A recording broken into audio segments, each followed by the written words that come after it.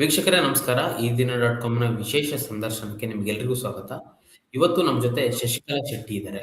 ಅವರು ಮಂಗಳೂರಿನ ಭಾಗದಲ್ಲಿ ಸೌಜನ್ಯ ಹೋರಾಟದಲ್ಲಿ ಗುರುತಿಸಿಕೊಂಡಂತಹ ಪ್ರಮುಖ ಹೋರಾಟಗಾರರು. ಈಗ ಇದೇ ಡಿಸೆಂಬರ್ 16ರಂದು ಕೊಂದವರು ಯಾರು ಅನ್ನುವ ಒಂದು ಆಂದೋಲನವನ್ನ ಆ, ಈ ಬೆಳ್ತಂಗಡಿಯಲ್ಲಿ ಮಾಡ್ತಾ ಇದ್ದಾರೆ, ದಕ್ಷಿಣ ಕನ್ನಡದ ಬೆಳ್ತಂಗಡಿಯಲ್ಲಿ. ಸೊ ನಾವು ಈಗ ಅವ್ರನ್ನ ಕಾರ್ಯಕ್ರಮಕ್ಕೆ ಸ್ವಾಗತ ಮಾಡೋಣ. ಮೇಡಮ್, ನಿಮ್ಗೂ ಕಾರ್ಯಕ್ರಮಕ್ಕೆ ಸ್ವಾಗತ. ನಮಸ್ತೆ. ಮೇಡಮ್, ಏನು ಈ ಕೊಂದವರು ಯಾರು ಅನ್ನುವ ಒಂದು ಆಂದೋಲನ ಮಾಡಿಕೊಂಡು ನೀವೀಗ ಇದೇ ಡಿಸೆಂಬರ್ 16ರಂದು ಬೆಳ್ತಂಗಡಿಯಲ್ಲಿ ಒಂದು ದೊಡ್ಡ ಸಮಾವೇಶ ಮಾಡ್ಲಿಕ್ಕೆ ಹೊರಟಿದ್ದೀರಾ. ಸೊ ಮೊದಲನೇದಾಗಿ ಈ ಕೊಂದವರು ಅಂದ್ರೆ ಈ ಕೊಂದವರು ಯಾರು ಅನ್ನುವ ಆಂದೋಲನದಲ್ಲಿ ಯಾರ್ಯಾರಿದ್ದೀರಾ? ಕೊಂದವರು ಯಾರು ಅನ್ನುವ ಅಭಿಯಾನ ಏನು ಈಗ ಬ್ಯಾಂಗ್ಳೂರ್ನ ಒಂದು ಎಲ್ಲ ವರ್ಗದ ಎಲ್ಲ ಮಹಿಳೆಯರು, ಅಂದ್ರೆ ಅದರಲ್ಲಿ ಎಲ್ಲರಿದ್ದಾರೆ. ಲೇಖಕಿಯರಿದ್ದಾರೆ, ಬೇರೆ ಬೇರೆ ಇದರಲ್ಲಿ ಕೆಲಸ ಮಾಡುವವರು, ಒಂದೇ ಇದಲ್ಲ, ಎಲ್ಲ ಲೇಖಕಿಯರು, ಸಾಹಿತಿಗಳು, ಅದೇ ರೀತಿ ಅಡ್ವೊಕೇಟ್ಸ್ಗಳು, ಎಲ್ಲರೂ ಕೂಡ ಎಲ್ಲಾ ವರ್ಗದ ಮಹಿಳೆಯರು ಕೂಡ ಆ ಟೀಮ್ ನಲ್ಲಿ ಇದ್ದಾರೆ. ಅವರು ಈಗಾಗ್ಲೇ ಎಲ್ಲ ಕಡೆ ಅಂದ್ರೆ ಮಹಿಳಾ ಆಯೋಗವನ್ನು ಭೇಟಿ ಮಾಡುವ ಕೆಲಸ ಇರ್ಬೋದು, ಮುಖ್ಯಮಂತ್ರಿಗಳನ್ನು ಭೇಟಿ ಮಾಡುವಂತ ಕೆಲಸ ಇರ್ಬೋದು, ಪ್ರತಿಯೊಂದನ್ನು ಮಾಡಿದ್ದಾರೆ. ಅದೇ ರೀತಿ SITಯ ಮುಖ್ಯಸ್ಥರನ್ನು ಕೂಡ ಭೇಟಿ ಮಾಡಿದ್ದಾರೆ.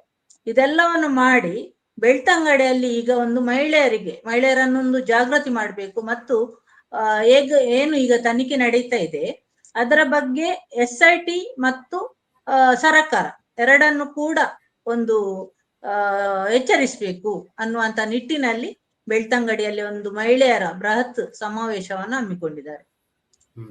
ಮೇಡಮ್, ಈಗ ಧರ್ಮಸ್ಥಳದಲ್ಲಿ ನೂರಾರು ಅಸಹಜ ಸಾವುಗಳು ನಡೆದಿದ್ದಾವೆ ಅಂತ ಈಗಾಗಲೇ ವರದಿ ಹೇಳ್ತದೆ. ಮತ್ತೆ UDR ರಿಪೋರ್ಟ್ಗಳು ನೂರಾರು UDR ರಿಪೋರ್ಟ್ಗಳಾಗಿದೆ. ಸೊ ಇದ್ರ ಕುರಿತಂತೆ ಮಹಿಳಾ ಆಯೋಗ ಒಂದು ಲೆಟರ್ವನ್ನ ಬರೆಯುತ್ತೆ CM ಕಚೇರಿಗೆ. CM ಅವರು SIT ಅನ್ನ ರಚನೆ ಮಾಡ್ತಾರೆ. SIT ತನಿಖೆಯನ್ನು ಸಹ ನಡೀತಾ ಇರುತ್ತೆ. ಮಧ್ಯದಲ್ಲಿ ಚಿನ್ನಯ್ಯ ಅಂತ ಬರ್ತಾರೆ. ಚಿನ್ನಯ್ಯನ ಹೇಳಿಕೆಯನ್ನು ಆಧರಿಸಿ ತನಿಖೆ ನಡೆಸ್ತಾ ಇರ್ತಾರೆ. ಆದ್ರೆ ಈಗ ಇಡೀ ಸಮಾಜಕ್ಕೆ ಗೊತ್ತಾಗ್ತಿರೋದು SIT ತನಿಖೆಯೇ ಒಂದು ಗೊಂದಲ ಮೂಡಿಸ್ತಾ ಇದೆ. ಸೊ SIT ಸರಿಯಾದ ದಾರಿಯಲ್ಲಿ ನಡೀತಾ ಇದೆ ಅಂತ ನಿಮಗೆ ಅನಿಸ್ತಾ ಇದೆಯಾ?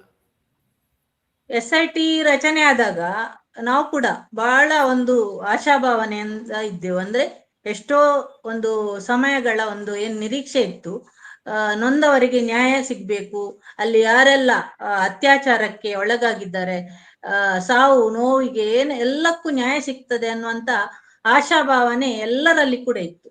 ಬಹಳ ಖುಷಿ ಪಟ್ಟಿದ್ದೆವು ನಾವೆಲ್ಲ. ಅದಕ್ಕೊಂದು ಏನೆಲ್ಲ ಅಲ್ಲಿ ನಡೆದಿದೆ ಅದಕ್ಕೊಂದು ತಾರ್ಕಿಕ ಅಂತ್ಯ ಸಿಗ್ತದೆ ಅನ್ನುವಂತ ಭರವಸೆ ಇತ್ತು.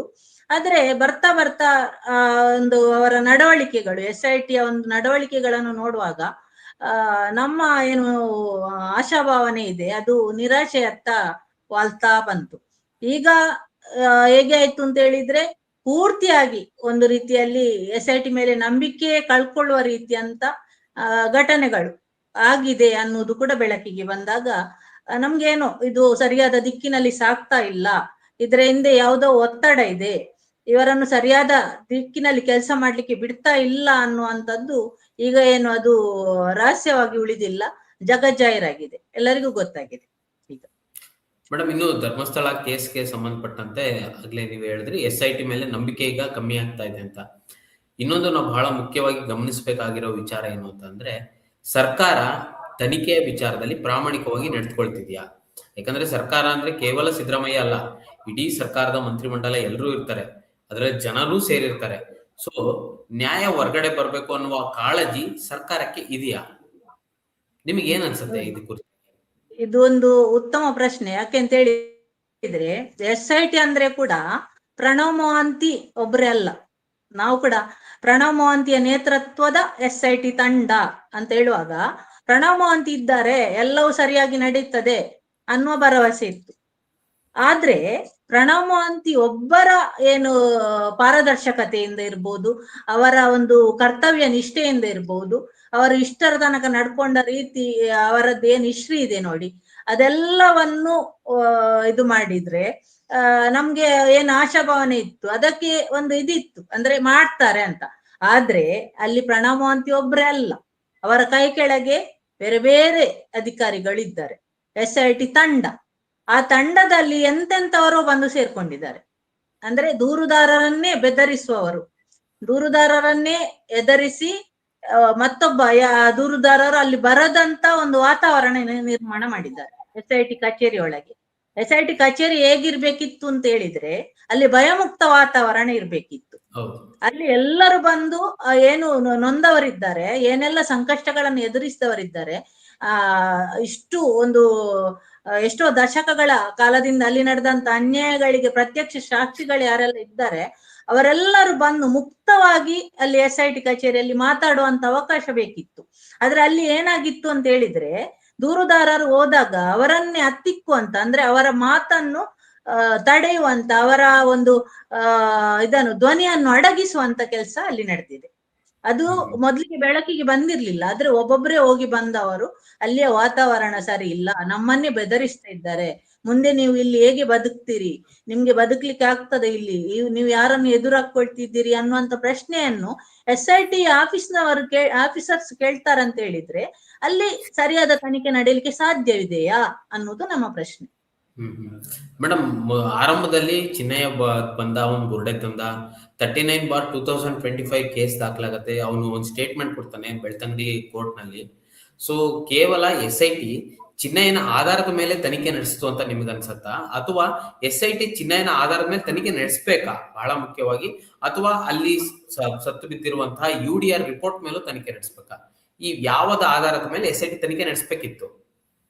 SIT ರಚನೆ ಆಗುವಾಗ್ಲೇ ಅಲ್ಲಿ ಏನು ಸರ್ಕಾರದ ಕಡೆಯಿಂದ ಒಂದು SIT ರಚನೆಗೆ ಒಂದು ಆದೇಶ ಆಯ್ತು, ಎಲ್ಲವೂ ಆದಾಗ SIT ಯ ರಚನೆ ಆದಾಗ್ಲೇ ಅದರಲ್ಲಿ ಉಂಟು ಚಿನ್ನಯ್ಯನ ಕೇವಲ ಬುರುಡೆ ಏನು ಚಿನ್ನಯ್ಯ ತಂದಿದ್ದಾನೆ ಅದರ ಮಾತ್ರ ತನಿಖೆ ಅಲ್ಲ, ಅಲ್ಲಿ ನಡೆದಿರುವಂತ ಎಲ್ಲಾ ಅಸಹಜ ಸಾವುಗಳ ತನಿಖೆಗಾಗಿ SIT ರಚನೆ ಆದದ್ದು ಅನ್ನುವುದನ್ನು ಅಲ್ಲಿ ಸ್ಪಷ್ಟವಾಗಿ ಉಲ್ಲೇಖ ಮಾಡಿದ್ದಾರೆ.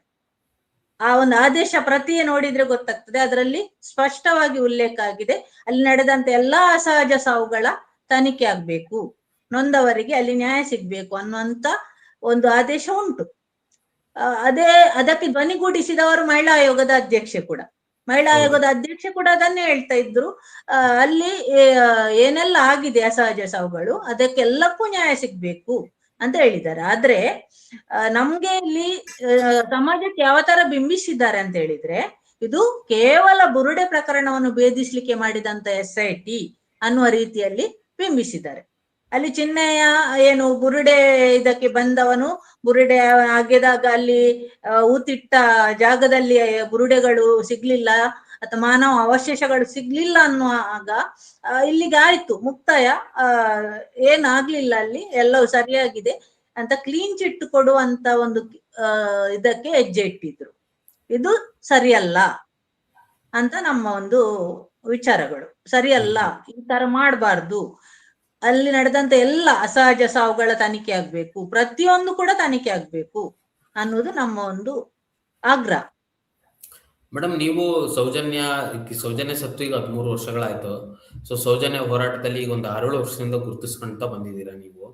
ಅಂದ್ರೆ ಆ ಹೆಣ್ಮಗಳು ಆಗ ಸತ್ತೋಗಿದ್ದಾಳೆ, ಅವಳಿಗೆ ಒಂದು ನ್ಯಾಯ ಸಿಗ್ಬೇಕು, ಅವಳು ಕೊಂದವ್ರು ಯಾರು ಅನ್ನೋದು ಗೊತ್ತಾಗ್ಬೇಕು ಅಂತ ಈ ಕೊಂದವ್ರು ಯಾರು ಅನ್ನುವ ಆಂದೋಲನದ ಮೂಲಕ ನೀವೆಲ್ಲರೂ ಮುನ್ನೆಲೆ ಬರ್ತಾ ಇದ್ದೀರಾ.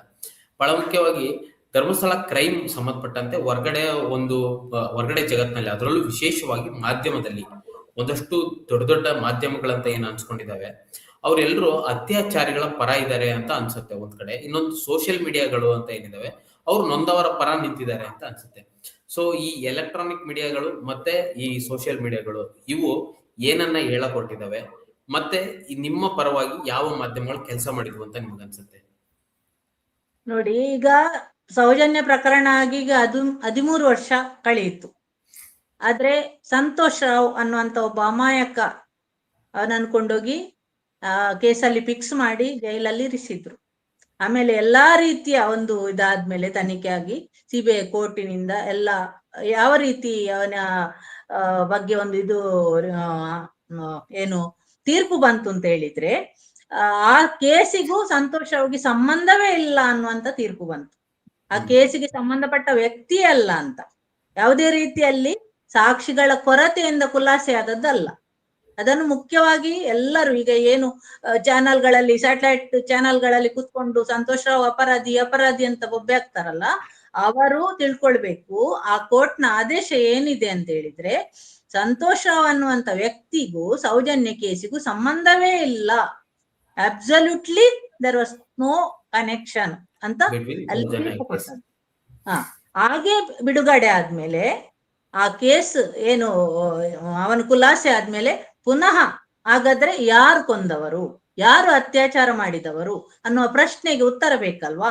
ಅದಕ್ಕೆ ಹೋರಾಟ ಶುರುವಾದಾಗ ಆ ಹೋರಾಟಕ್ಕೆ ನಾವು ಸೇರ್ಕೊಂಡವರು. ಈಗ 3 ವರ್ಷದಿಂದ ನಾವು ಅದರಲ್ಲಿ ಇದ್ದೇವೆ.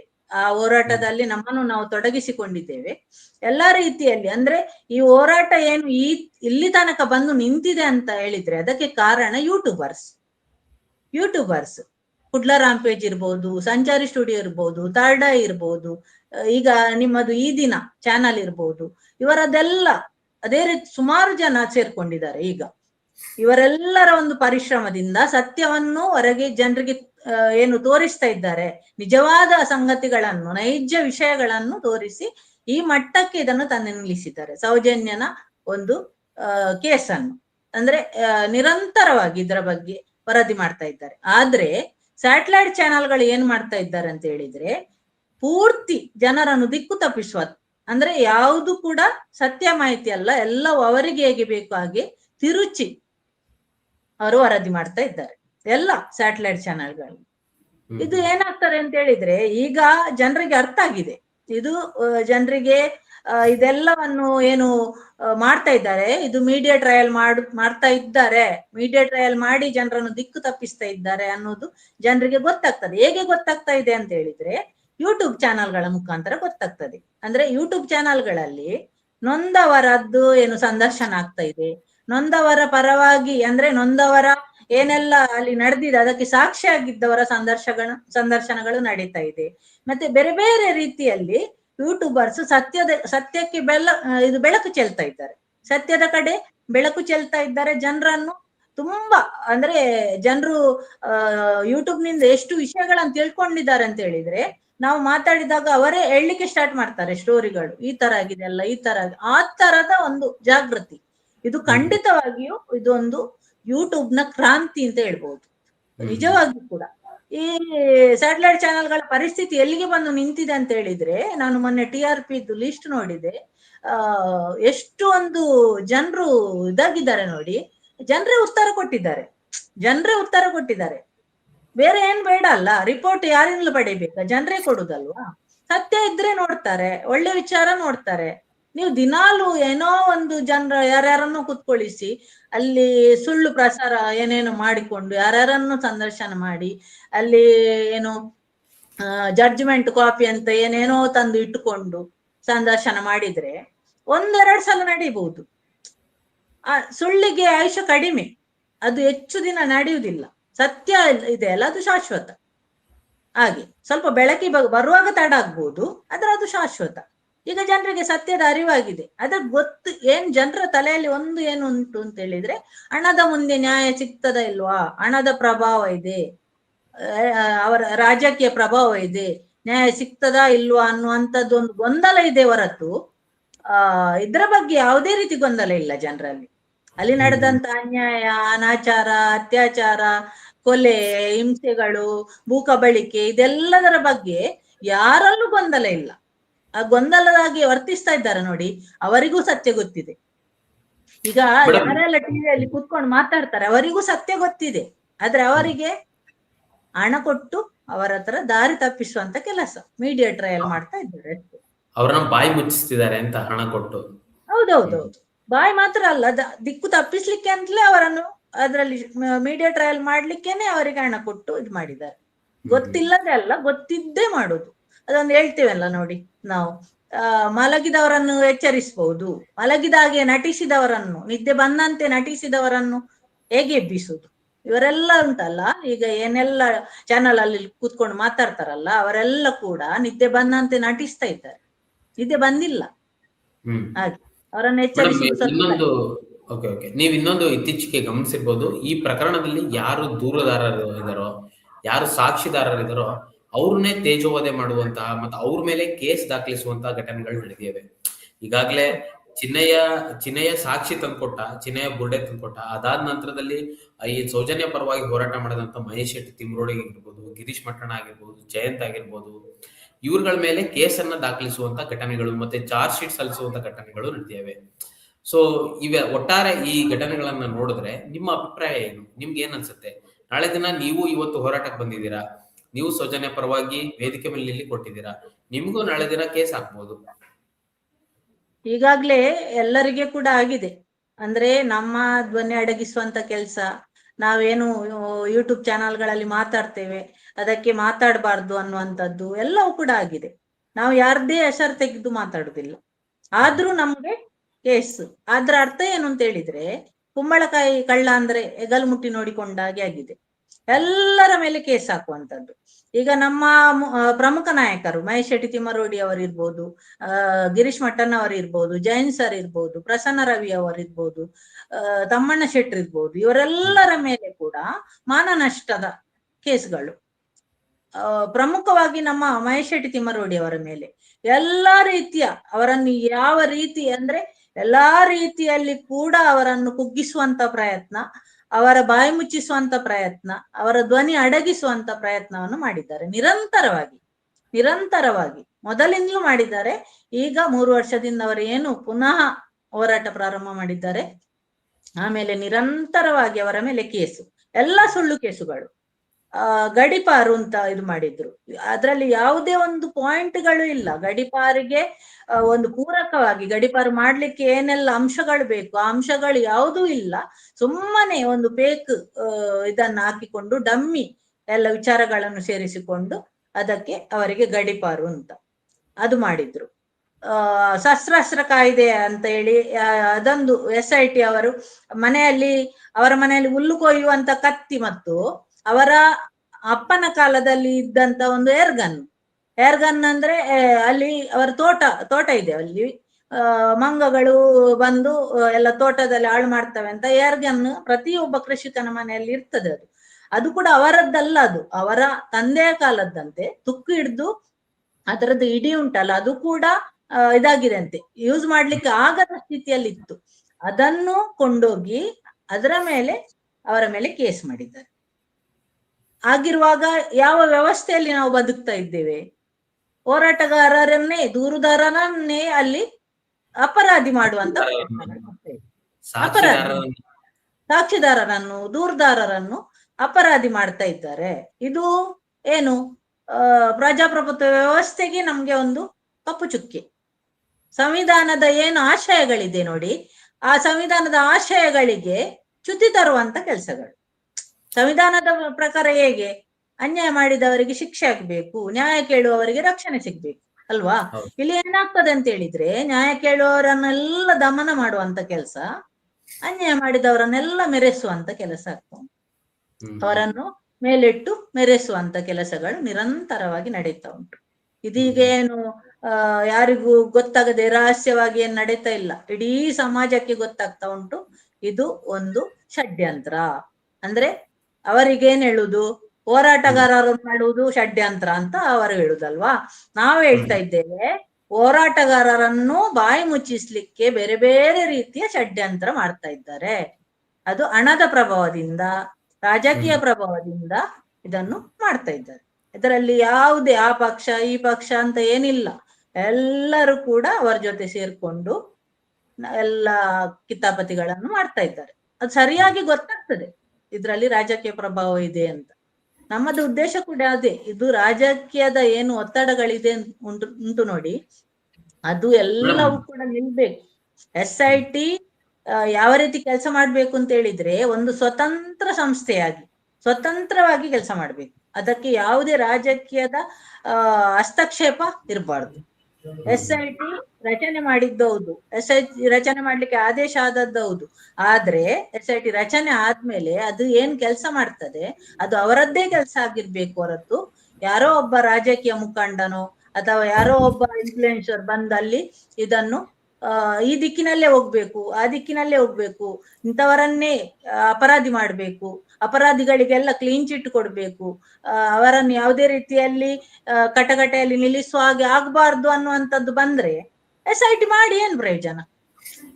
SIT ಮಾಡಿ ವೇಸ್ಟ್ ಅಲ್ವಾ? ಇಷ್ಟೆಲ್ಲ ಖರ್ಚಿಲ್ವಾ SIT ಮಾಡಿ? ಅದಕ್ಕೆ ಎಷ್ಟು ಖರ್ಚು ಉಂಟು ಇಷ್ಟು ತಿಂಗಳುಗಳಿಂದ? ಅದು ಯಾರ ಹಣ? ನಮ್ಮದೇ ಹಣ ಅಲ್ವಾ? ಅದನ್ನು ಮಾಡಿದ್ಮೇಲೆ ನ್ಯಾಯ ಸಿಗ್ಬೇಕು, ಏನಾದ್ರೂ ಒಂದು ಪ್ರತಿಫಲ ಸಿಗ್ಬೇಕು, ಒಂದು ತಾರ್ಕಿಕ ಅಂತ್ಯ ತಾರ್ಕಿಕ ಕೊಡ್ಬೇಕು. ಅಂತ್ಯ, ತಾರ್ಕಿಕ ಅಂತ್ಯ ಬರ್ಬೇಕು. ಜನರಿಗೂ ಒಂದು ಈ SIT ಸ್ಪೆಷಲ್ ಇನ್ವೆಸ್ಟಿಗೇಷನ್ ಟೀಮ್ ಬಂದು ಇದನ್ನೊಂದು ಇಂಥ ಒಂದು ಇದನ್ನು ಭೇದಿಸಿದ್ದಾರೆ ಅಂತ ಹೇಳಿದ್ರೆ SITಗೂ ಒಂದು ಗರಿಮೆ ಅದು. ಅದು ಬಿಟ್ಟು ಏನೋ ಒಂದು ಮಾಡ್ಕೊಂಡು ಹೋಗಿ ಕ್ಲೀನ್ ಚಿಟ್ ಕೊಟ್ಟು ಊಟ ಮಾಡಿ ಕೈ ತೊಳೆದಾಗಿ ಮಾಡಿದ್ರೆ ಅದಾಗುದಿಲ್ಲ ಅಲ್ಲ. ಅದು ಮೇಡಮ್, ಕುತೂಹಲಕ್ಕೆ ಒಂದು ಪ್ರಶ್ನೆ. ನೀವು ಹಿಂದೆ ಹಿಂದುತ್ವದ ಸಂಘಟನೆಯಲ್ಲಿ ಇದ್ರಿ ಅಲ್ವಾ? ಬಿಜೆಪಿಯಲ್ಲಿ ಇದ್ರಿ ನೀವು? ಹೌದು. ಆ, ನಾನು ಪಕ್ಷದಲ್ಲಿ, ರಾಷ್ಟ್ರೀಯ ಪಕ್ಷದಲ್ಲಿ ಕೆಲಸ ಮಾಡಿದ್ದೇನೆ, ಬಿಜೆಪಿಯಲ್ಲಿದ್ದೆ. ಸುಮಾರು ವರ್ಷ ಆಯ್ತು ನಾನು ರಾಜಕೀಯದಿಂದ ಹೊರಗಿದ್ದೇನೆ. ಯಾವುದೇ ಸಂಘಟನೆಯಲ್ಲಿ, ಯಾವುದೇ ಇದರಲ್ಲಿ ಈಗ ಗುರುತಿಸಿಕೊಳ್ತಾ ಇಲ್ಲ.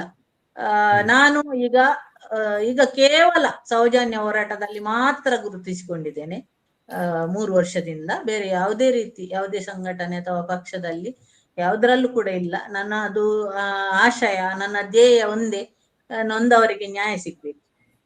ಆಯ್ತು ಮೇಡಮ್. ನೊಂದವರಿಗೆ ನ್ಯಾಯ ಸಿಗದಿದ್ರೆ, ಅನ್ಯಾಯ ಆದವರಿಗೆ ನ್ಯಾಯ ಸಿಗದಿದ್ರೆ, ಇಲ್ಲಿ ಕಣ್ಣೀರು ಒರೆಸುವ ಒಂದು ಕೈಗಳು ಏನು ಇಲ್ಲಿ ಕಣ್ಣೀರು ಯಾರು ಸುರಿಸಲಿಕ್ಕೆ ಕಾರಣರಾಗಿದ್ದಾರೆ ಅವರಿಗೆ ಸಹಕಾರ ನೀಡ್ತಾ ಇದ್ದಾರೆ ಅಂತ ಹೇಳಿದ್ರೆ, ಆ ಕಣ್ಣೀರು ಒರೆಸುವ ಕೈಗಳು ನಾವು ಆಗ್ಬೇಕು ಅನ್ನೋದು ನನ್ನದೊಂದು ಆಶೆ. ನಾವು ಕಣ್ಣೀರು ಒರೆಸ್ಬೇಕು, ಇನ್ನೊಬ್ಬರ ಕಣ್ಣಲ್ಲಿ ಕಣ್ಣೀರು ತರಿಸುವವರಾಗಬಾರ್ದು ಅಂತ ನನ್ನದೊಂದು ಅದು ಎಷ್ಟರ ಮಟ್ಟಿಗೆ ಸಕ್ಸಸ್ ಆಗ್ತದ ಅಂತ ಗೊತ್ತಿಲ್ಲ. ಆದ್ರೆ ಒಂದು ತುಂಬಾ ಜನ ಸೇರಿದಾಗ, ಈಗ ನೋಡಿ, ಒಂದು ಕಡ್ಡಿಯನ್ನು ಮುರಿಲಿಕ್ಕೆ ಬಾರಿ ಸುಲಭ, ಒಂದು ಕಡ್ಡಿ ಕೈಯಲ್ಲಿ ಕೊಟ್ಟು ಮುರಿಲಿಕ್ಕೆ ಸುಲಭ. ಆ ಕಡ್ಡಿಗಳನ್ನೆಲ್ಲ ಒಟ್ಟು ಮಾಡಿ ಒಂದು ದೊಡ್ಡ ಕಟ್ಟು ಮಾಡಿ ಅದನ್ನೊಂದು ಕೈಯಲ್ಲಿ ಕೊಟ್ಟಾಗ ಮುರೀರಿ ಅಂತ ಹೇಳಿದ್ರೆ ಅಷ್ಟು ಸುಲಭದಲ್ಲಿ ಮುರಿಲಿಕ್ಕೆ ಆಗುದಿಲ್ಲ ಅಲ್ಲ. ಅದೇ ತರ ಇವತ್ತು ಇಡೀ ಸಮಾಜ ಒಗ್ಗಟ್ಟಾದ್ರೆ ಸುಲಭ ಇಲ್ಲ, ಅಷ್ಟು ಸುಲಭದಲ್ಲಿ ಇದು ಮಾಡ್ಲಿಕ್ಕೆ ಆಗುದಿಲ್ಲ. ನ್ಯಾಯ ಖಂಡಿತ ಸಿಗ್ಲೇಬೇಕು.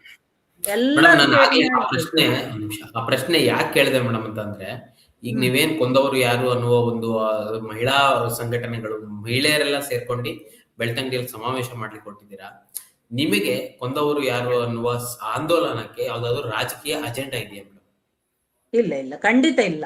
ಅಲ್ಲಿ ಯಾರು ಕೂಡ ರಾಜಕೀಯದ ಒಂದು ಉದ್ದೇಶಕ್ಕೆ ಅಥವಾ ತಮ್ಮ ವೈಯಕ್ತಿಕ ಹಿತಾಸಕ್ತಿಗೂ ತಮ್ಮನ್ನು ತಾವು ಬಿಲ್ಡ್ ಮಾಡಿಕೊಳ್ಳಿಕ್ಕೋ, ತಾವು ನಾಯಕರಾಗ್ಬೇಕು ಹಾಗೆಲ್ಲ ಬಂದಂತವರು ಯಾರು ಇಲ್ಲ ಅಲ್ಲಿ ಎಲ್ಲರೂ ಕೂಡ ಒಂದು ನ್ಯಾಯಕ್ಕೆ ತುಡಿಯುವಂತ ಮನಸ್ಸುಗಳು ಅಷ್ಟೇ.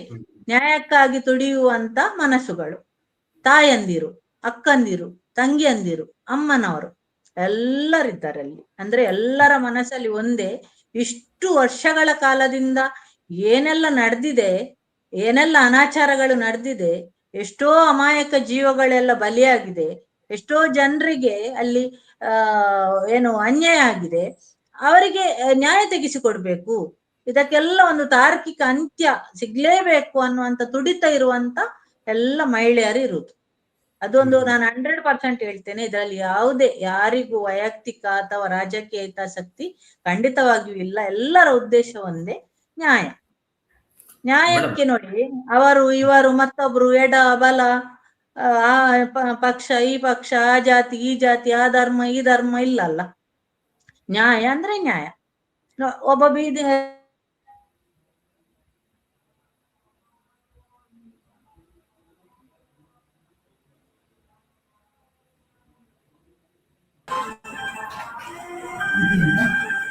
ರೋಡಲ್ಲಿ ಹೋಗುವ ನೀನು ಯಾವ ಪಕ್ಷ, ಯಾವ ಪಂಥ, ನೀನು ಯಾವ ಜಾತಿ, ಯಾವ ಧರ್ಮ ಅಂತ ಕೇಳಿ ನೀರು ಕುಡಿಯುವುದಲ್ಲ ನಾವು. ಆಗ ಬಾಯಾರಿಕೆ ಆದಾಗ ನೀರು ಯಾರು ಕೊಟ್ಟರು ಕುಡಿತೇವೆ ಅಲ್ವಾ? ಅಥವಾ ಒಂದು ಆಕ್ಸಿಡೆಂಟ್ ಆಯ್ತು, ಕೂಡ್ಲೇ ಈಗ ನಿಮ್ಗೆ ರಕ್ತ ಬೇಕು ಅಂತ ಹೇಳಿದ್ರು, ಆಗ ರಕ್ತ ಕೊಡುವಾಗ ಯಾರ ರಕ್ತ ಇದು, ಅವನದ್ದ ಇವನದ್ದ, ಎಡದವನದ್ದ ಬಲದವನದ್ದ ಅಂತ ಕೇಳಿ ರಕ್ತ ತಕೊಂಡ್ರೆ ಆಗ್ತದಾ? ಆಗುದಿಲ್ಲ. ಅದೇ ತರ ನ್ಯಾಯ ಕೂಡ, ನ್ಯಾಯಕ್ಕೂ ಅಷ್ಟೇ ಬೆಲೆ ಉಂಟು. ಒಂದು ಜೀವಕ್ಕೆ ಎಷ್ಟು ಬೆಲೆ ಕೊಡ್ತೇವೆ ನೋಡಿ, ಸಾಯುವ ಸಮಯದಲ್ಲಿ ನಾವು ಹೇಗೆ ನೀರಿಗೆ ರಕ್ತಕ್ಕೆ ಒಂದು ನಾವು ಅಷ್ಟು ಯಾವುದೇ ಜಾತಿ ಧರ್ಮ ಪಕ್ಷ ಪಂಥ ಯಾವುದು ನೋಡುದಿಲ್ವೋ ಅದೇ ತರ ನ್ಯಾಯ ಕೂಡ. ನ್ಯಾಯ ಕೇಳಲಿಕ್ಕೆ ಯಾರು ಆಗ್ತದೆ, ಯಾರು ಕೇಳಿದ್ರು ಅದು ನ್ಯಾಯದ್ದೇ ಒಂದು ಇದರಲ್ಲಿ ನಿರೀಕ್ಷೆಯಲ್ಲಿ ನ್ಯಾಯ ಸಿಗ್ಬೇಕು ಅನ್ನುವ ಆಶಯದಲ್ಲಿ ಕೇಳುದು. ಹಾಗಾಗಿ ಯಾರು ನ್ಯಾಯ ಕೇಳಲಿಕ್ಕೆ, ಈಗ ಕೊಂದವರು ಯಾರು ಅಭಿಯಾನದವರು ನ್ಯಾಯ ಸಮಾವೇಶ, ಅದರ ಹೆಸರು ಕೂಡ ನ್ಯಾಯ ಸಮಾವೇಶ, ಮತ್ತು ಆ ದಿನಾಂಕ ಕೂಡ ನೋಡಿ, ಅದು ನಿರ್ಭಯ ಪ್ರಕರಣದ ದಿನ.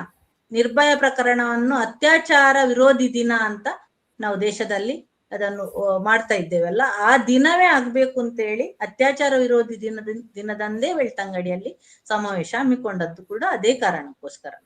ಹಾಗಾಗಿ ಇದರಲ್ಲಿ ಯಾವುದೇ ರೀತಿಯ ಗೊಂದಲ ಬೇಡ. ಎಲ್ಲರೂ ನ್ಯಾಯದ ಏನು ಅಭಿಲಾಷೆ ಇದೆ, ಆಶೆ ಇದೆ, ನ್ಯಾಯ ಸಿಗ್ಲೇಬೇಕು ಅನ್ನೋ ತುಡಿತ ಇರುವಂತ ಪ್ರತಿಯೊಂದು ಮಹಿಳೆಯರು ಕೂಡ, ಎಲ್ಲರೂ ಕೂಡ, ಸಮಾಜದಲ್ಲಿರುವಂತ ಪ್ರತಿಯೊಬ್ರು ಇದರಲ್ಲಿ ಭಾಗವಹಿಸ್ಬೇಕು. ಇದು ರಾಜ್ಯ ಮಟ್ಟದ ಸಮಾವೇಶ, ಎಲ್ಲಾ ಜಿಲ್ಲೆಯಿಂದ ಕೂಡ ಬರ್ಬೇಕು, ಎಲ್ಲಾ ತಾಲೂಕುಗಳಿಂದ ಕೂಡ ಬರ್ಬೇಕು, ಮಹಿಳೆಯರ ಸಮಾವೇಶ ಅಷ್ಟೇ. ಮೇಡಮ್, SIT ರಚನೆ ಆದಾಗ ನೀವು ಒಂದು ಮಾತನ್ನು ಗಮನಿಸಿರ್ಬೋದು, ಸರ್ಕಾರದ ಕಡೆಯಿಂದ, ಅದರಲ್ಲೂ ಉಪಮುಖ್ಯಮಂತ್ರಿ DK ಶಿವಕುಮಾರ್ ಅವರು ಇದು ಷಡ್ಯಂತ್ರದ ಒಂದು ಭಾಗ ಅಂತ ಅಂದ್ಬಿಟ್ರು. ಸೊ ಇನ್ನು ಮೀಡಿಯಾದವರು ಸಹ ಅದನ್ನ ತುಂಬಾ ಪ್ರೈಸ್ ಮಾಡಿ ಮಾತಾಡಿದ್ರು. ಈಗ ನೀವೇನು ಕೊಂದವರು ಯಾರು ಆಂದೋಲನ ಹೊರಟಿದ್ದೀರಾ, ಇದನ್ನು ಸಹ ಒಂದು ಷಡ್ಯಂತ್ರದ ಭಾಗ ಅಂತ ಏನಾದ್ರು ಬಿಂಬಿಸಿದ್ರೆ ಏನಾಗುತ್ತೆ ಅಂತ ಮುಂದೆ ನೋಡಿ. ಒಂದು ಸರ್ಕಾರದ ಭಾಗ ಉಪಮುಖ್ಯಮಂತ್ರಿ DK ಶಿವಕುಮಾರ್ ಅವರು, ಅದು ಅವರು ಹೇಳಿಕೆ ಕೊಟ್ಟಿದ್ದಾರೆ ನೋಡಿ, ಅದು ನಿಜವಾಗಿಯೂ ಒಂದು ದುರಂತ. ಆ ತರದ ಹೇಳಿಕೆ ಸರ್ಕಾರದಿಂದ ಬರಬಾರ್ದು, ಸರ್ಕಾರದ ಕಡೆಯಿಂದ ಅಂತದ್ದು ಬರ್ಲೇಬಾರ್ದು. ಅದು ಕೂಡ ಯಾವಾಗ ಬರಬಾರ್ದು, SIT ತನಿಖೆ ಆಗುವ ಸಮಯದಲ್ಲಿ ಬಂದದ್ದು. SIT ತನಿಖೆ ಪ್ರಾರಂಭ ಆದಾಗ ಸರ್ಕಾರವೇ ಷಡ್ಯಂತ್ರದ ಭಾಗ ಅಂತ ಹೇಳಿದಾಗ SIT ಯ ಮೇಲೆ ಅದು ಪರಿಣಾಮ ಬೀಳ್ತದೆ, SIT ಅಧಿಕಾರಿಗಳ ಮೇಲೆ ಅದು ಪರಿಣಾಮ ಬೀಳ್ತದೆ. ಅಂದ್ರೆ ಪೂರ್ವ ನಿರ್ಧಾರ ಆಗಿದೆ ಅಂತ ಅನಿಸ್ತದೆ. ಇದು ಪೂರ್ವ ನಿರ್ಧಾರ ಮಾಡ್ಕೊಂಡಿದ್ದಾರೆ, ಇದನ್ನು ಷಡ್ಯಂತ್ರ ಅಂತ ಬಿಂಬಿಸ್ಲಿಕ್ಕೆ ಪೂರ್ವ ನಿರ್ಧಾರ ಆಗಿದೆ ಅನ್ನುವಂಥದ್ದನ್ನು ಸಮಾಜಕ್ಕೆ ಸಂದೇಶ ಕೊಟ್ಟಂತ ಆಗ್ತದೆ. ಯಾಕೆಂದ್ರೆ ಸರ್ಕಾರವೇ ಹೇಳ್ತಾ ಇದೆ. ಹಾಗಾದ್ರೆ ನಾಳೆ SIT ಇಂದ ಜನರು ಏನ್ ಎನಿಸ್ತಾರೆ, ಇದರ ಪ್ರಭಾವಕ್ಕೆ ಒಳಗಾಗಿ SIT ಯಾವ ರೀತಿಯಲ್ಲಿ ತನಿಖೆ ಮಾಡಬಹುದು, ಇದರಿಂದ ನಾವು ಪಾರದರ್ಶಕತೆಯನ್ನು ನಿರೀಕ್ಷೆ ಮಾಡ್ಲಿಕ್ಕೆ ಸಾಧ್ಯವಾ, ಅಥವಾ ಒಂದು ಒಳ್ಳೆ ಪಾಸಿಟಿವ್ ಏನು ಇದರಿಂದ ರಿಸಲ್ಟ್ ಅನ್ನು ನಿರೀಕ್ಷೆ ಮಾಡ್ಲಿಕ್ಕೆ ಸಾಧ್ಯವಾ ಅನ್ನುವಂತ ಉಳವನ್ನು ಸಮಾಜದ ತಲೆಯೊಳಗೆ ಬಿಟ್ಟಾಗೆ ಆಯ್ತಲ್ವಾ. ಅದೇ ಒಂದು ಪ್ರೆಷರ್, SITಗೆ ಕೂಡ ಅದೊಂದು ಪ್ರೆಷರ್. ಸರ್ಕಾರ ಮಾತಾಡ್ಲೇಬಾರ್ದು ಆ ಸಮಯದಲ್ಲಿ. ಯಾವೊಬ್ಬರು ಕೂಡ, ಮುಖ್ಯಮಂತ್ರಿ ಇರ್ಬೋದು, ಉಪಮುಖ್ಯಮಂತ್ರಿ ಇರ್ಬೋದು, ಅಥವಾ ಯಾವುದೇ ಸರ್ಕಾರದ ಮಂತ್ರಿಗಳಿರ್ಬೋದು, ಶಾಸಕರಿರ್ಬೋದು, ಅದರ ಬಗ್ಗೆ ಮಾತಾಡಬಾರ್ದು. ಏನಿದ್ರು SIT ತನಿಖೆ ಮಾಡ್ತಾ ಇದೆ, ಅದರ ವರದಿ ಬರ್ತದೆ, ಆಮೇಲೆ ನೋಡುವ ಅಂತ ಹೇಳುವಂತ ಮಾತು ಬಿಟ್ಟು ಬೇರೆ ಯಾವುದೇ ವಿಚಾರಗಳನ್ನು ಸರ್ಕಾರದ ಕಡೆಯಿಂದ ಹೇಳಿದಾಗ ಅದು ತಪ್ಪು ಸಂದೇಶ. ಅದು ಖಂಡಿತ ಆಗಬಾರ್ದು. ನಿಮ್ಮ ಆಂದೋಲನವನ್ನು ಒಂದು ಷಡ್ಯಂತ್ರದ ಭಾಗ ಅಂತ ಏನಾದ್ರೂ ಬಿಂಬಿಸಿದ್ರೆ ಮುಂದೆ ಯಾವ ರೀತಿ ನಡೆ ಇರುತ್ತೆ ನಿಮ್ದು? ಯಾಕಂದ್ರೆ ಈಗ ಕೊಂದವರು ಯಾರು ಅನ್ನುವ ಒಂದು ಆಂದೋಲನ ಮಾಡಿ ಮಹಿಳೆಯರೇ ಸಮಾವೇಶ ಮಾಡ್ಲಿಕ್ಕೆ ಕೊಟ್ಟಿದ್ದೀರಲ್ವಾ. ಸೊ ಈ ಸಮಾವೇಶಕ್ಕೂ ಒಂದು ಅಡ್ಡಿ ಬಂದ್ರೆ, ಇನ್ನು ಬಹಳ ಮುಖ್ಯವಾದ ಇನ್ನೊಂದು ಪ್ರಶ್ನೆ ಕೇಳ್ತೀನಿ ಇದೇ ವಿಷಯಕ್ಕೆ ಸಂಬಂಧಪಟ್ಟಾಗೆ. ಎಷ್ಟೋ ಹೋರಾಟಗಳು ಈಗ ಏನ್ ಸೌಜನ್ಯ ಪರವಾಗಿ ನಡೆದಿರುವಂತ ಎಷ್ಟೋ ಹೋರಾಟಗಳ ಸಂದರ್ಭದಲ್ಲಿ 1 ದಿನ 2 ದಿನದ ಮುಂಚೆ ಕೋರ್ಟಿನ ಆರ್ಡರ್ ತಗೊಂಬಂದು, ಸ್ಟೇ ತಗೊಂಬಂದು ಹೋರಾಟಗಳು ನಿಲ್ಲಿಸಿರುವ ಎಷ್ಟೋ ಘಟನೆಗಳು ನಡೆದಿದ್ದಾವೆ. ಬೆಳ್ತಂಗಡಿ ಆಗಿರ್ಬೋದು, ದಕ್ಷಿಣ ಕನ್ನಡ ಭಾಗದಲ್ಲಿ ಮತ್ತು ರಾಜ್ಯದ ಬೇರೆ ಬೇರೆ ಕಡೆ. ಅಂದ್ರೆ 1-2 ದಿನ ಹಿಂದೆ ಅದೇ ತರ ನಿಮ್ದು 16 ಸಮಾವೇಶ ಇದ್ದಾಗ ಅದ್ರ ಹಿಂದಿನ 2 ದಿನದ ಅಥವಾ ಹಿಂದಿನ ದಿನದ ಏನಾದ್ರೂ ಕೋರ್ಟಿನ ಆರ್ಡರ್ ತಂದ್ರೆ ನೀವೇನ್ ಮಾಡ್ತೀರಾ ಎಲ್ಲಾ ಮಹಿಳೆಯರು? ಯಾಕಂದ್ರೆ ರಾಜ್ಯದ ನಾನಾ ಭಾಗಗಳಿಂದ ಮಹಿಳೆಯರಿಗೆ ಕರೆ ಕೊಟ್ಟಿದ್ದೀರಾ, ಕೊಂದವರು ಯಾರು ಅನ್ನುವ ಆಂದೋಲನಕ್ಕೆ ಬನ್ನಿ ಅಂತ. ಸೊ ಏನ್ ಮಾಡ್ತೀರಾ ನೀವಾಗ ಈ ತರ ಮಾಡಿದ್ರೆ? ಯಾಕಂದ್ರೆ ಇದು ಇವತ್ತು ನೇನೆ ಪ್ರಶ್ನೆ ಅಂತಕ್ಕಿಂತ ಕುಂಬಳಕಾಯಿ ಕಳ್ಳ ಅಂದ್ರೆ ಎಗ್ಲು ಮುಟ್ಕೊಂಡು ನೋಡುವ ಸಂದರ್ಭಗಳು ಬಹಳಷ್ಟು ನಡೆದಿದ್ದಾವೆ ನಮ್ಮ ರಾಜ್ಯದಲ್ಲಿ. ಸೊ ಆ ವಿಚಾರಕ್ಕೆ ಇದನ್ನ ಕೇಳ್ತಾ ಇರೋದು. ಈಗ ನೋಡಿ, ನಮ್ಗೆ ಭರವಸೆ ಇದೆ ಖಂಡಿತ ಅಂತದ್ದು ಆಗುದಿಲ್ಲ ಅಂತ. ಯಾಕೆಂದ್ರೆ ನಾವು SP ಅನ್ನು ಕೂಡ ಭೇಟಿಯಾಗಿದ್ದೇವೆ, ಎಲ್ಲರನ್ನು ಕೂಡ, ಅದಕ್ಕೆ ಸಂಬಂಧಪಟ್ಟ ಎಲ್ಲರನ್ನು ಕೂಡ, ನಮ್ಗೆ ಏನು ಅಧಿಕಾರಿ ವರ್ಗ ಇದೆ ನೋಡಿ, ಎಲ್ಲರನ್ನು ಭೇಟಿಯಾಗಿ ಅದಕ್ಕೆ ಏನೆಲ್ಲ ವ್ಯವಸ್ಥೆ ಆಗ್ಬೇಕು ಅದನ್ನೆಲ್ಲ ಮಾಡ್ಕೊಂಡಿದ್ದೇವೆ ನಾವು. ಆದ್ರೂ ಅದನ್ನು ಮೀರಿ ಕೂಡ ಇನ್ನು ಆಗುವ ಸಂಭವ ಇದೆ ಅಂತ ಖಂಡಿತವಾಗಿಯೂ. ಅಂದ್ರೆ ಈಗಾಗ್ಲೇ ನಾವು ಕೆಲವೊಂದು ಸೌಜನ್ಯ ಹೋರಾಟದಲ್ಲಿ ಒಂದು ಜುಲೈ 6ಕ್ಕೆ ಅಂತ ಕಾಣ್ಬೇಕು, ಒಂದು ದೊಡ್ಡ ಒಂದು ರಾಜ್ಯ ಮಟ್ಟದ ಒಂದು ಸಮಾವೇಶಕ್ಕೆ ಕರೆ ಕೊಟ್ಟಿದ್ದೆವು. ಅಂದ್ರೆ ಜನಾಗ್ರಹ ಸಭೆಗೆ ಕರೆ ಕೊಟ್ಟಿದ್ದಾಗ ಒಂದು ಫೇಕ್ ಅಂದ್ರೆ ವಾಟ್ಸಪ್ ಚಾಟ್ ಮಾಡಿ ಅವರವರೇ ಒಂದು 2 ನಂಬರಿಗೆ ಬೇರೆ ಹೆಸರು ಹಾಕಿ ಕ್ರಿಯೇಟ್ ಮಾಡಿ ಚಾಟ್ ಮಾಡಿ ಅದನ್ನು ಕೋರ್ಟ್ ಅಲ್ಲಿ ಕೊಟ್ಟು ಕಾರ್ಯಕ್ರಮವನ್ನು ನಿಲ್ಲಿಸಿದ್ದಾರೆ. ಅಂದ್ರೆ ಒಂದು ದಿನ ಮೊದಲು ಆದಿತ್ಯವಾರ ಕಾರ್ಯಕ್ರಮ, ಶುಕ್ರವಾರ ಸಂಜೆ ಏನು ಮಾಡಿ ಮಧ್ಯದಲ್ಲಿ ನಮ್ಗೆ ಕೋರ್ಟ್ ರಜೆ ಇರುವುದು ದಿನ ನೋಡಿ ಹಾಗೆ ಮಾಡಿದ್ರು. ಅದಾಗೆ ಮತ್ತೆ ಹೋಗಿ ನೋಡುವಾಗ ಅದು ಫೇಕ್ ವಾಟ್ಸಪ್ ಚಾಟ್ ಅದನ್ನು ಮಾಡಿದ್ದಾರೆ. ಖಂಡಿತವಾಗಿ ನೀವು ಕೇಳುವ ಪ್ರಶ್ನೆ ಸರಿ, ಯಾಕೆಂದ್ರೆ ಅಂತದ್ದು ಎಲ್ಲವನ್ನು ಕೂಡ ಅವರು ಮಾಡ್ತಾರೆ, ಎಲ್ಲಾ ರೀತಿಯ ತಂತ್ರಗಳು ಕುತಂತ್ರಗಳನ್ನು ಎಲ್ಲ ಮಾಡ್ತಾರೆ. ಆದ್ರೆ ಈ ಬಾರಿ ನಮ್ಮದೊಂದು ಏನು ನಿರ್ಧಾರ ಆಗಿದೆ ಅಂತ ಹೇಳಿದ್ರೆ, ಏನೇ ಆದ್ರೂ ನಾವು ಹೋರಾಟ ನಿಲ್ಲಿಸುವುದಿಲ್ಲ ಅಂತ, ಮಾಡ್ತೇವೆ ಅಂತ. ಒಂದು ವೇಳೆ ಅದನ್ನು ಮೀರಿ ಕೂಡ ನಮ್ಮ ಏನು ನಾವೇನು ಅಲ್ಲಿ ಶಾಂತಿಯುತ, ಮತ್ತೊಂದು ನಾನು ಮುಖ್ಯವಾಗಿ ನಿಮ್ಗೆ ಹೇಳಲಿಕ್ಕೆ ಹೊರಟಿದ್ದೇನೆ, ನಮ್ಮದು ಜಾತ ಅದು ಕೂಡ ಮೌನ ಮೆರವಣಿಗೆ. ಕೇವಲ ನಮ್ಮ ಏನು ಬಾಯಲ್ಲಿ ಹೇಳುವಂತ ವಿಚಾರಗಳಿದೆ ನೋಡಿ, ಅದನ್ನು ಪ್ಲಕ್ಕಾರ್ಡ್ ಅಲ್ಲಿ ತೋರಿಸಿ ನಾವು ಶಾಂತಿಯುತವಾಗಿ ಮೌನ ಮೆರವಣಿಗೆ, ನಾವು ಪರ್ಮಿಷನ್ ತಕೊಂಡದ್ದೇ ಅದಕ್ಕೆ ಜಾತಕ್ಕೆ ಮೌನ ಮೆರವಣಿಗೆ ಅಂತ. ಯಾಕೆಂದ್ರೆ ಗೊಂದಲಗಳಾಗಬಾರ್ದು ಅನ್ನುವಂಥದ್ದೊಂದು ನಮ್ಮದು ನಾವು ಮುಂಜಾಗ್ರತೆ ಮಾಡ್ಕೊಂಡಿದ್ದೇವೆ. ಗೊಂದಲ ಆಗ್ಬಾರ್ದು ಅಂತಲೇ ಮುಂಜಾಗ್ರತೆ ಮಾಡ್ಕೊಂಡದ್ದು. ಅದಕ್ಕೆ ನಾವು ಮೌನ ಮೆರವಣಿಗೆ, ಮೌನ ಜಾತ ಅಂತ ಇಟ್ಟುಕೊಂಡಿದ್ದೇವೆ. ಹಾಗಾಗಿ ಯಾವುದೇ ಗೊಂದಲಕ್ಕೆ ಅವಕಾಶ ಇಲ್ಲ. ಒಂದು ವೇಳೆ ಗೊಂದಲ ಅಂತದ್ದೇನಾದ್ರೂ ಆದ್ರೆ ಅದು ಬೇಕಂತಲೇ ಯಾರಾದ್ರೂ ಮಾಡಿದ್ದು ಅಂತಲೇ ಅರ್ಥ. ಅದಕ್ಕೆ ಸರಿಯಾಗಿ ನಾವು ಪೊಲೀಸರ ಹತ್ರ ಅದರದ ಬಗ್ಗೆ ಇದು ಮಾಡಿದ್ದೇವೆ, ಮಾತಾಡಿದ್ದೇವೆ, ಎಲ್ಲವಾಗಿದೆ. ಮತ್ತೆ ಒಂದು ಸಭೆ ಕೂಡ ಹಾಗೆ, ನಾವು ಯಾವುದೇ ರೀತಿಯಲ್ಲಿ ವ್ಯಕ್ತಿಗಳ ಹೆಸರು ಅಥವಾ ಯಾರ ಹೆಸರು ತೆಗೆಯದೆ, ಯಾರನ್ನು ನಾವು ಗುರಿಯಾಗಿಸದೆ ಅಥವಾ ಒಂದು ದ್ವೇಷ ಭಾಷಣ ಯಾವುದನ್ನು ಮಾಡದೆ, ನಮ್ಮದು ಏನು ಆಗ್ರಹ ಇದೆ SITಗೆ ಮತ್ತು ಸರ್ಕಾರಕ್ಕೆ ಏನನ್ನು ಮುಟ್ಟಿಸ್ಬೇಕು ನೋಡಿ, ಅದನ್ನು ಶಾಂತಿಯಿಂದ ಒಳ್ಳೆ ರೀತಿಯಲ್ಲಿ ನಾವು ಅಲ್ಲಿ ಮಾತಾಡಿ ಅದನ್ನು ಮುಟ್ಟಿಸ್ಬೇಕು ಅನ್ನೋದು ನಮ್ಮದು. ಯಾವುದೇ ಆಕ್ರೋಶ ಸಭೆ ಅಲ್ಲ ಅದು, ಏನು ಅಲ್ಲ, ಜನಾಗ್ರಹ ಸಭೆ, ಸರಕಾರವನ್ನು ಆಗ್ರಹ ಮಾಡುವಂತ ಕೆಲಸ. ನೀವು SITಯಲ್ಲಿ ಯಾವುದೇ ರೀತಿಯಲ್ಲಿ ಮುಗು ತೂರಿಸಬೇಡಿ, ನೀವು SITಯನ್ನು ಸ್ವತಂತ್ರವಾಗಿ ಕೆಲಸ ಮಾಡ್ಲಿಕ್ಕೆ ಬಿಡಿ ಅಂತ ಹೇಳುವಂತದ್ದು. ಜೊತೆಗೆ SITಯನ್ನು ನೀವು ಯಾವುದೇ ಪ್ರಭಾವಕ್ಕೆ ಒಳಗಾಗಬೇಡಿ, ನೀವು ಸ್ವತಂತ್ರವಾಗಿ ಕೆಲಸ ಮಾಡಿ ಸರಿಯಾದ ವರದಿಯನ್ನು ಕೊಡಿ, ತಪ್ಪಿತಸ್ಥರಿಗೆ ಶಿಕ್ಷೆ ಆಗುವಲ್ಲಿ ನಿಮ್ಮ ಪಾತ್ರ ಇರ್ಲಿ ಅನ್ನೋದನ್ನು ಇನ್ನೊಮ್ಮೆ ಮತ್ತೊಮ್ಮೆ ಅವರಿಗೆ ಹೇಳುವಂತ ಕೆಲಸವನ್ನು ಮಾಡುದು ಅಷ್ಟೇ ನಾವು. ಹಾಗಾಗಿ ನಮ್ಮ ಒಂದು ಹೋರಾಟ, ನಮ್ಮ ಸಮಾವೇಶ ಏನಿದೆ ನೋಡಿ, ಅದರಲ್ಲಿ ಯಾವುದೇ ಗೊಂದಲ ಇಲ್ಲ. ಒಂದು ವೇಳೆ ಅಂತದ್ದಾದ್ರೆ ಕೂಡ ನಾವು ಮಾಡಿಯೇ ಮಾಡ್ತೇವೆ. ಮತ್ತೊಂದು ನಮ್ಮದು ಪ್ರಶ್ನೆ ಏನು, ಕೊಂದವರು ಯಾರು ಅಂತಲ್ವಾ, ನಿಲ್ಲಿಸಿದವರೇ ಕೊಂದವರು. ಯಾರು ಆ ಸಭೆಯನ್ನು ನಿಲ್ಲಿಸ್ತಾರೆ ನೋಡಿ, ನಮ್ಗೆ ಯಾವತ್ತೇ ಉತ್ತರ ಸಿಕ್ಕಿದಾಗೆ ಆಯ್ತು. ಕೊಂದವರು ಯಾರು ಅಂತ ಹುಡುಕೊಂಡು ಹೋಗ್ಬೇಕಂತ ಇಲ್ಲ. ಕೊಂದವರು ಯಾರು ಅನ್ನುವಂತ ಪ್ರಶ್ನೆಗೆ ಸಭೆಯನ್ನು ನಿಲ್ಲಿಸ್ಲಿಕ್ಕೆ ಯಾರು ಪ್ರಯತ್ನ ಪಡ್ತಾರೆ ಅವರೇ ಕೊಂದವರು ಅನ್ನೋ ಉತ್ತರವನ್ನು ಅವತ್ತು ಪಡ್ಕೊಂಡಿದ್ದೇವೆ ಅಂತ ನಾವು ಎಲ್ಲರೂ ಕೂಡ ಮಾಡ್ತೇವೆ ಅಷ್ಟೇ. ಮೇಡಮ್, ಈಗ 16ನೇ ತಾರೀಕು ಏನ್ ಸಭೆ ಮಾಡ್ತಾ ಇದ್ರ, ಒಂದು ದೊಡ್ಡ ಸಮಾವೇಶ, ಎಷ್ಟು ಜನ ಸೇರ್ಬೋದು ಅನ್ನುವ ನಿರೀಕ್ಷೆ ಇದೆ? ಮತ್ತೆ ಯಾವ್ಯಾವ ರೀತಿಯಲ್ಲಿ ನೀವು ಪ್ರಚಾರಗಳನ್ನ ಈಗಾಗಲೇ ಮಾಡಿದ್ದೀರಾ? ಎಲ್ಲಾ ರೀತಿಯ ಪ್ರಚಾರಗಳಾಗ್ತಾ ಇದೆ. ಅಂದ್ರೆ ರಾಜ್ಯ ಮಟ್ಟದ ಸಭೆ ಆದ ಕಾರಣ ಎಲ್ಲಾ ಜಿಲ್ಲೆಯಿಂದ ಮಹಿಳೆಯರನ್ನು ಒಟ್ಟು ಮಾಡುವಂತ ಕೆಲಸ ಆಗ್ತಾ ಇದೆ. ಅಂದ್ರೆ ಬೇರೆ ಬೇರೆ ಮಹಿಳಾ ಸಂಘಟನೆಗಳು ಇದೆ ಇದರಲ್ಲಿ. ಅಂದ್ರೆ ಸಮಾಜಮುಖಿಯಾಗಿ ಕೆಲಸ ಮಾಡುವಂತ ಸಮಾನ ಮನಸ್ಕ ಮಹಿಳೆಯರು ಎಲ್ಲರೂ ಕೂಡ ಇದರಲ್ಲಿ ಇದ್ದ ಕಾರಣ ಬೇರೆ ಬೇರೆ ರೀತಿಯಲ್ಲಿ ಎಲ್ಲಾ ಜಿಲ್ಲೆಗಳಲ್ಲಿ ತಾಲೂಕು ಮಟ್ಟದಲ್ಲಿ ಸಭೆಗಳನ್ನು, ಚಿಕ್ಕ ಚಿಕ್ಕ ಒಂದು ಕಾರ್ನರ್ ಮೀಟಿಂಗ್ಗಳನ್ನು ಮಾಡುವಂತ ಕೆಲಸಗಳಾಗ್ತಾ ಇದೆ, ಪತ್ರಿಕಾಗೋಷ್ಠಿಗಳಾಗ್ತಾ ಇದೆ. ಅದೇ ರೀತಿ ನಮ್ಮದೇನು ನಾವು ಜನರನ್ನು ಆಹ್ವಾನಿಸ್ಲಿಕ್ಕೋಸ್ಕರ ನಮ್ಮ ಮಹಿಳೆಯರು ನಾವು ಬರ್ತಾ ಇದ್ದೇವೆ ನೀವು ಬನ್ನಿ ಅನ್ನುವ ರೀತಿಯಲ್ಲಿ ಅವರ ಫೋಟೋ ಹಾಕಿಕೊಂಡು ಪ್ರಚಾರ ಮಾಡ್ತಾ ಇದ್ದಾರೆ. ಅದೇ ರೀತಿ ಎಲ್ಲರೂ ಅವರವರೇ ಮಾತಾಡಿ ಜನರನ್ನು ಅಲ್ಲಿಗೆ ಬರ್ಲಿಕ್ಕೆ ಪ್ರೇರೇಪಣೆ ನೀಡುವಂತ ವಿಡಿಯೋಗಳನ್ನು ಬಿಡ್ತಾ ಇದ್ದಾರೆ. ಎಲ್ಲಾ ರೀತಿಯಲ್ಲಿ ಕರಪತ್ರ ಹಂಚುವ ಕೆಲಸಗಳು ಎಲ್ಲಾ ರೀತಿಯಲ್ಲಿ ಕೂಡ ಆಗ್ತಾ ಉಂಟು. ಖಂಡಿತವಾಗಿಯೂ ನಮ್ಮ ನಿರೀಕ್ಷೆ ಇದೆ, 1,000 1,500 ಜನ ಅಂತ ನಾವು ಲೆಕ್ಕ, ಅದಕ್ಕಿಂತ ಹೆಚ್ಚು ಜನರು ಸೇರ್ತಾರೆ ಅಂತ ಈಗದ ವಾತಾವರಣ ನೋಡುವಾಗ. ಜನರ ಒಂದು ಏನು ಒಳ್ಳೆ ರೀತಿಯ ಒಂದು ಇದಿದೆ, ಪ್ರೋತ್ಸಾಹ ಇದೆ ಇದಕ್ಕೆ. ಪುರುಷರದ್ದು ಕೂಡ ತಮ್ಮ ಮನೆಯ ಮಹಿಳೆಯರನ್ನು ಕಳಿಸಿಕೊಡ್ತೇವೆ, ಮಾಡಿ ಇದು ಒಳ್ಳೆ ಕೆಲಸ ಅಂತ ನಮ್ಗೆ ಉರಿದುಂಬಿಸ್ತಾ ಇದ್ದಾರೆ. ಹಾಗಾಗಿ ಅದನ್ನೆಲ್ಲ ನೋಡುವಾಗ ನಮ್ಮ ನಿರೀಕ್ಷೆ ಮೀರಿ ಜನರು ಖಂಡಿತ ಅಲ್ಲಿ ಬರ್ತಾರೆ ಅನ್ನುವಂಥದ್ದು ಈಗ ನಮ್ಗೆ ಆಶಾಭಾವನೆ ಖಂಡಿತವಾಗಿಯೂ ಇದೆ.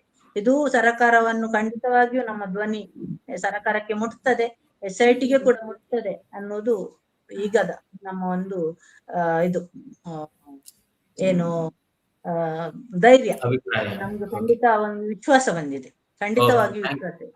Thank you madam. ಬಹಳಷ್ಟು ವಿಚಾರಗಳನ್ನ ಚರ್ಚೆ ಮಾಡಿದೀವಿ.